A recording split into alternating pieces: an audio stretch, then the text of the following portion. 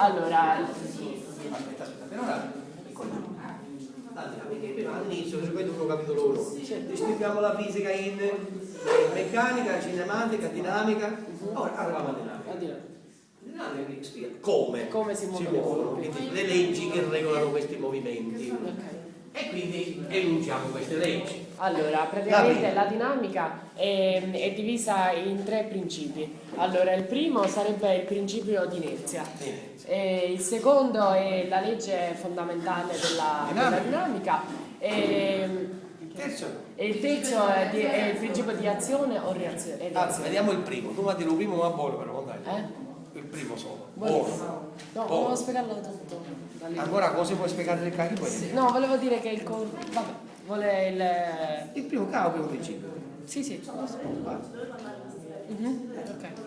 No, faccio un esempio per questo. Ok. Allora, Solo che si deve fare l'esempio. allora, per esempio, se abbiamo fatto l'esempio dell'autobus con il ragazzo con i pattini, per esempio. Allora, abbiamo spiegato che quando l'autobus va veloce e il ragazzo sta fermo, però è come se si muovesse insieme a lui. Invece se per esempio l'autobus si ferma, il ragazzo ha una spinta avanti senza che nessuno lo tocchi, l'abbia spinto. Allora, però il sistema di inerzia non vale I sistemi inerziali non valgono nei sistemi accelerati.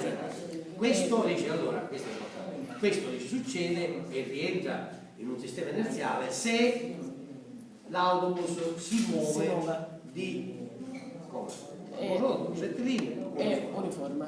Quindi se si muove di modo rettilineo uniforme e si ferma, il ragazzo si prende la spinta in avanti senza che nessuno lo tocchi. no, sì, però aggiungiamo esattamente uguale Alla velocità dell'autobus che comandava. e Per in esempio, questo caso se viene l'autobus verificato questo principio